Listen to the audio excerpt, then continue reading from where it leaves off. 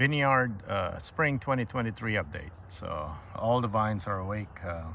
I have a separate video for the Ruby Crisp, which is the front vineyard near the house. It's a tiny one. There's 2, 4, 6, or 7 or 8 vines in there. All right, so let's take a look and see. We're still continuing from the tree house here. Oh, not good. All right, we'll go down and take a look at the vineyard. Okay, yeah, this is Scarlet. So low producing, and we love low producing here because they taste great. Hopefully there's enough distance for it to get pollinated. But if it doesn't, it's just an ornamental vine here that its job is to make the stairs of the treehouse pretty.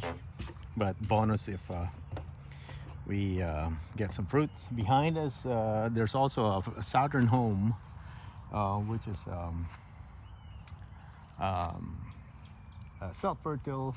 Hopefully we'll get something out of that. It's also designed to be ornamental behind the treehouse. So other than that, this is the main one. So here we have a Sugar Gate, 2 of them, Summit in the middle, and then 2 Janet. So this is the female row, supposed to be low producing but good tasting one. So Sugar Gate, I'm kind of excited. We have pre-blooms, so I don't know if it's going to set. These are all planted. The first 2 rows here, this is all polk or polk. I don't know how you say it.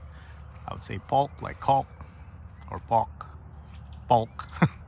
Sorry for butchering your last name. It's from Polk Vineyards. Supposed to be a self-fertile version of the Supreme. So excited about this. These are both planted last year, leafed out with pre-blooms. Okay. All right, so we get to this one right here. This is the late fry, all self-fertile. Polk also are self-fertile. So here I planted, this is their 2 years ago. So they fruited last year. Actually, I let them fruit. They fruited a lot. So this is the late fry.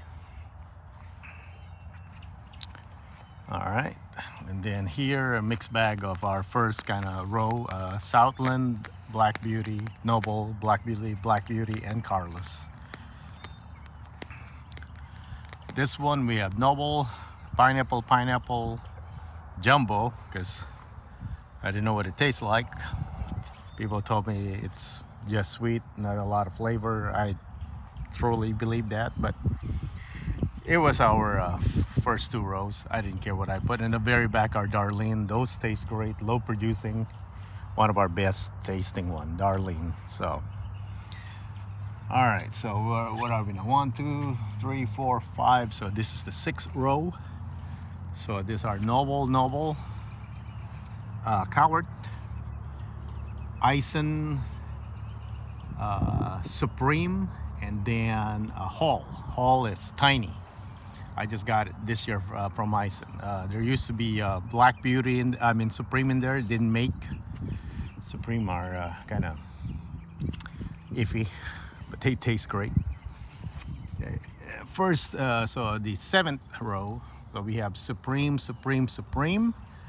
Eisen, Unknown, and then Black Beauty. So mostly female except for Eisen. The Unknown, it fruited, it kind of tasted like Eisen. Most likely it's an Eisen. Don't know the variety.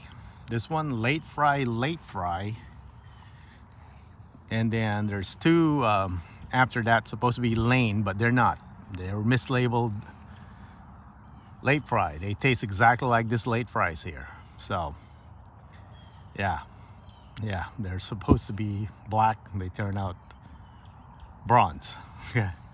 And then Eisen, and then Hall. So we have 6 vines per row, except for 20 foot apart, kind of like Eisen recommended, except for the first 2 right there. We have to change that up a bit so that there'll be path in front of the treehouse for the mule.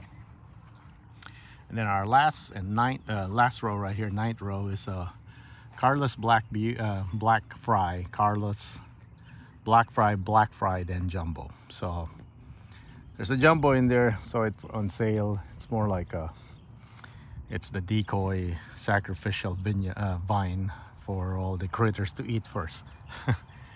But we ended up liking Carlos as fresh eating.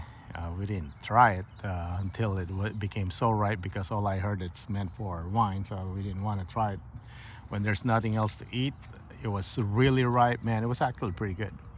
All right, so this is the 9-row vineyard, and got another row near the house, and then a few scattered late fry and noble all over the property from cuttings that rooted and made it. So here it is, and this is April 2023. Everything is out. The last one to wake up is Summit. So we'll go through probably this row right here. These are planted in 2020, so this is their 3rd year. This is Southland. This is crazy producer, tiny though, but very strong muscadine flavor. This is flavor-wise, my wife really likes this Southland. And then Black Beauty, oh, man, this thing, I don't know, it tastes really good. So as you can see here, plenty of pre-blooms. We've always been really lucky in a way with our Black Beauty. Most people report this as low producer, but here it's not. And it's not just that vine. We have 1, 2,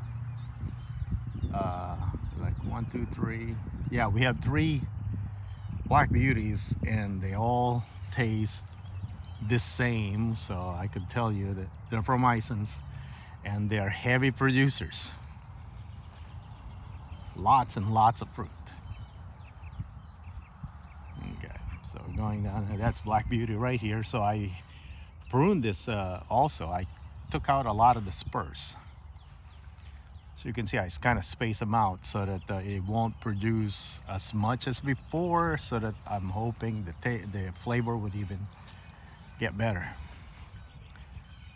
Here also, so you can see here, it's like spaced out very close to Supreme, 2 hands in between spurs.